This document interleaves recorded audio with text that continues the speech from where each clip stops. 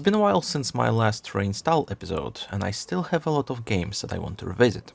One of those games is Cryostasis, Sleep of Reason, a forgotten psychological horror from 2008.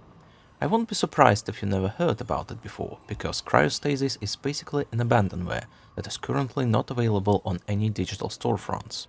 It was the last project of Ukrainian studio Action Forms, which is better known for its Carnivore series. Cryostasis takes place in 1981 on a nuclear-powered icebreaker that's stuck in the ice somewhere near the North Pole. As you may expect, something terrible happened on the ship, so you have to find out the truth behind the fate of its crew members. I was curious about this game since it was announced back in 2006, but I never had a chance to play it. So it's time to finally give it a go and see how well it aged.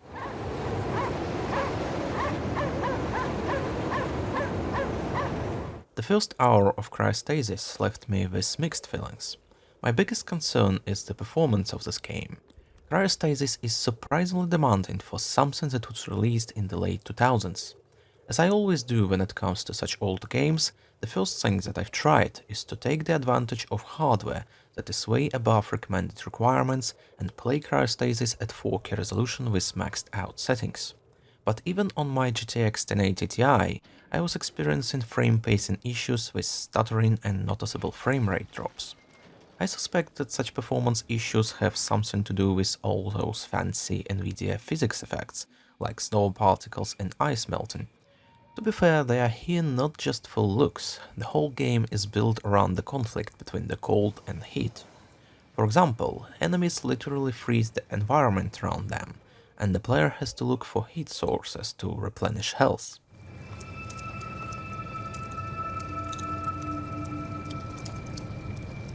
Well, it's good to see that for once someone used physics features as a crucial part of the gameplay. Such effects are usually nothing more than the bells and whistles for the owners of Nvidia's high-end GPUs. But I would rather play with a more stable frame rate, so I've tried to improve the situation by tweaking the graphics options. I've managed to fix the frame pacing issues by disabling the sync, but in order to do that, I had to manually edit the config file, because for some reason this option is not available through the settings menu. After that, Cryostasis felt less sluggish to play, though I still wasn't able to get more than 65 FPS average at my native 1440p resolution. Not what I expected from a linear FPS from 2008, but I can't really complain about getting just around 60 FPS with random frame drops. I was shocked to discover that a lot of people who played this game 10 years ago were getting single-digit frame rate at worst. Holy shit, in cases like this I'm actually glad that I haven't played Cryostasis until today. If this game had a bigger marketing push, people would have probably jokingly used it as an ultimate benchmark for the new hardware, and say something like, but can it run Cryostasis? Why do I feel like I've heard this somewhere before? Anyway, even with a 65 FPS average, I was still experiencing occasional frame rate drops. And the first thing that you do when you want to improve the frame rate is lowering down the graphics features. So I set every available setting to low quality, only to discover that changing those settings is not making any difference to performance. Just make this game look noticeably worse. Even disabling physics entirely made no effect, not even a tiny bit of performance improvement. Wow, it's hard to believe that we are looking at the PC exclusive and not some half-assed console port. What's the point of the settings menu in this game at all, if it misses half of the options like the sync and field of view, and the other half doesn't really change anything? Well, it's a shame that Cryostasis is so poorly optimized, because after playing the first level, I must say that I'm intrigued by the premise of this game. The intro sequence can be a little confusing because it tells you the legend about some ancient tribe that at this point seems unrelated to the main plot. Then you wake up somewhere on the shipwreck and slowly advance while trying to understand what the hell is going on.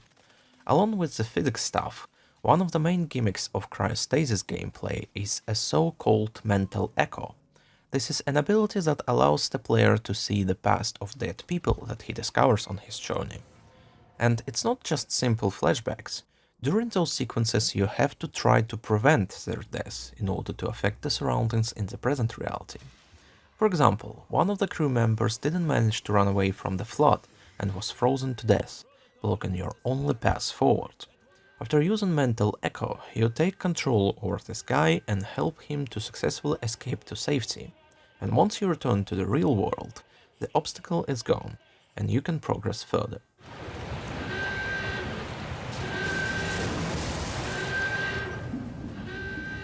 But outside of physics and time travel sequences, the core gameplay of Cryostasis can't be considered as something groundbreaking. During the first level, all you have to do is to walk around the same looking claustrophobic metal corridors, interact with the environment, watch flashbacks, and occasionally fight some freaks.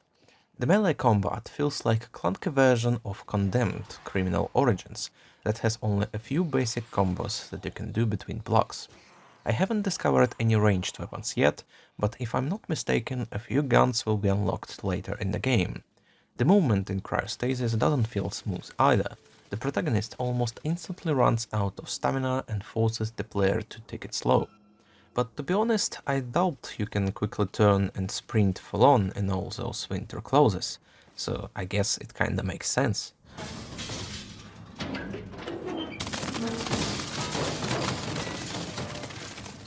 Cryostasis is a surprisingly well-directed game. Along with interactive flashbacks, it has those mind-blowing transitions between the past and present days that unpredictably happen while you explore the shipwreck. But on the other hand, this game also heavily relies on cheap jump scares, which are getting old quite fast. The checkpoints placement could have also been a little better. In one of the flashbacks, I had to redo almost an entire sequence from the scratch after making a mistake near the end. Cryostasis in general doesn't bother to explain much to the player, so it's hard to understand sometimes what exactly it is expecting you to do next. It's a linear game, so you probably won't be stuck for too long, but such unforgiving gameplay with rare checkpoints and noticeably long load times even on SSD might become a little annoying for some players. But despite performance issues and other typical Eurojunk stuff, now I'm really curious to see what else Cryostasis prepared in its stores. The focus on realistic water simulation, time travel mechanics, spooky atmosphere, and unusual storyline looks very intriguing. I wonder if the game will be able to keep up the momentum till the end credits roll. If I'll ever make a full review on Cryostasis, I also want to try to investigate the fate of this IP. I think that taking a closer look at the development story of this game is going to be an interesting topic to discuss. So yeah, if you enjoyed this episode, don't forget to subscribe and stay tuned for more. Thanks for watching and stay safe.